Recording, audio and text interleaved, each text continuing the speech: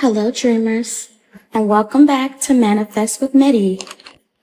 If you're new here, welcome. This podcast is all about manifestation, wellness, personal growth, leadership, financial literacy, and becoming the highest version of yourself. Today, I want to talk about forgiveness. And I know this one might make some people uncomfortable because somewhere along the way, many of us were taught that forgiveness should happen quickly. Someone hurts you, someone betrays you, someone disappoints you, and almost immediately, people start encouraging you to forgive. Just let it go. Move on. Forgive and forget. But what if your heart isn't ready? What if your nervous system is still trying to understand what happened? What if the wound is still bleeding? The image that inspired today's episode said something profound. Neuroscience says trying to forgive someone before your nervous system is ready actually deepens the wound. Think about that for a moment. Sometimes what we call forgiveness is actually suppression. Sometimes we're not healing. We're bypassing. We're pretending. We're forcing ourselves to be okay because feeling hurt is inconvenient to everyone. But healing doesn't work on someone else's timeline. Healing is not a race. Healing is a relationship with yourself, a relationship with your emotions, a relationship with your truth. And before forgiveness can happen, acknowledgement has to happen. You have to acknowledge the disappointment, acknowledge the betrayal, acknowledge the grief, acknowledge the anger, and acknowledge the hurt. Because feelings don't disappear simply because we decide they should. They wait. And they show up later in different forms.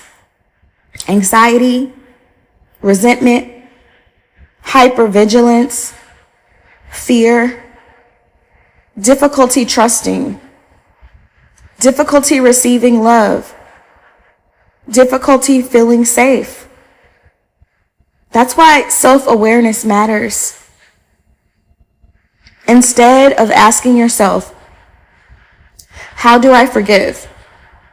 Maybe the better question is, what does my nervous system need to feel safe again? It may need rest. It may need boundaries, maybe some distance, therapy, prayer. It may need some time. And dreamers, time is not failure. Time is part of the process. One of the most loving things you can do for yourself is stop forcing yourself to be healed before you're healed. Stop performing peace. Stop performing forgiveness. Stop performing strength. Instead, be honest. Be gentle. Be compassionate with yourself. Because true forgiveness isn't something you force. It's something you eventually arrive at. One day, often unexpectedly, you'll realize the wound no longer controls you. The memory may still exist, but the pain has loosened its grip. That's when forgiveness becomes possible. Not because someone demanded it, not because society expected it, but because your healing made space for it. And here's the beautiful part. Forgiveness is not always for the other person. Sometimes forgiveness is releasing your own nervous system from carrying a burden it was never meant to hold. It's choosing peace over replaying the story. It's choosing freedom over emotional captivity. But freedom comes after healing, not before. Today's reminder is simple.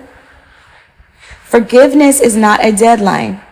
You don't have to rush your healing to make other people comfortable. Honor your emotions. Respect your nervous system. Create safety within yourself. Healing first. Forgiveness second. There's wisdom in giving yourself the time and compassion you deserve. Thank you for spending this time with me today. Stay grounded. Stay growing. Let's go, dreamers.